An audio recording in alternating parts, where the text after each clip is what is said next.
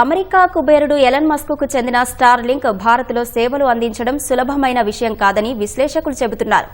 ఉపగ్రహ ఆధారిత ఇంటర్నెట్ సేవలు అందించే స్టార్లింక్కు భారత్లో కొన్ని సవాళ్లు తప్పవని అంచనా వేస్తున్నారు.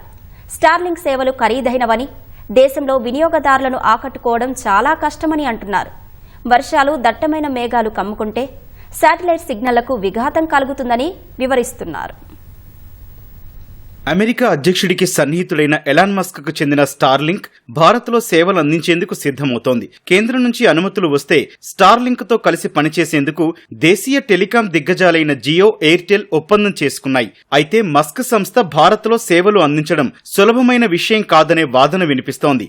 దేశంలో ఇంటర్నెట్ వినియోగదారులు కోట్లలో ఉన్నప్పటికీ నెట్ వేగం సరిగా లేని మారుమూల ప్రాంతాలు, కొండ ప్రాంతాలు చాలా ఉన్నాయి. అలాంటి చోట ఇంటర్నెట్ సేవలు అందించేందుకు స్టార్లింక్ ఉపయోగపడుతుంది. అయితే స్టార్లింక్ శాటిలైట్ సేవలు ఖర్చుతో కూడుకున్నవని నిపుణులు చెబుతున్నారు. ఇన్స్టాలేషన్ కే దాదాపు 30,500 రూపాయలు ఖర్చు చేయాల్సి ఉంటే నెలవారీ సబ్స్క్రిప్షన్ సగటున 10,000 వరకు ఉంటుందని అంటున్నారు. స్టార్లింక్ లో ప్రస్తుతం డౌన్లోడ్ స్పీడ్ 25 నుంచి 220 MBPS వేగం ఉంటోందని జాతీయ మీడియా పేర్కొంది.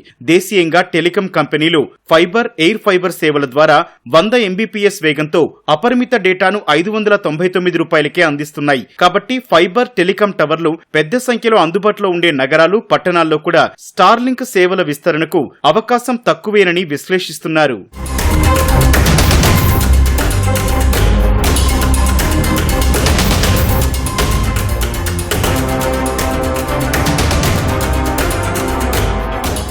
శాటిలైట్ సిగ్నళ్ల ద్వారా డేటా అందించాలంటే వాతావరణం కూడా అనుకూలించాలని నిపుణులు అంటున్నారు. ఒకవేళ వర్షాలు, దట్టమైన మేఘాలు కమ్ముకున్నా సిగ్నళ్లకు విఘాతం కలుగుతుందని చెబుతున్నారు. ప్రస్తుతం దేశంలో టెలికాం విభాగంలో దూసుకుపోతోన్న జియో, ఎయిర్టెల్ బ్రాడ్బ్యాండ్ సేవలను చాలా తక్కువ ధరకే అందిస్తున్నాయి. దీంతో ఈ సంస్థలకు స్టార్లింక్ ఏమాత్రం పోటీ కాబోదని నిపుణులు చెబుతున్నారు. భారత్లో ఇంటర్నెట్ వినియోగదారులను ఆకర్షించేందుకు ఎలాన్ మస్క్ ఎలాంటి వ్యూహంతో, ఏ ధరలతో వస్తారనేది చాలా కీలకమైన అంశమని నిపుణులు వివరిస్తున్నారు.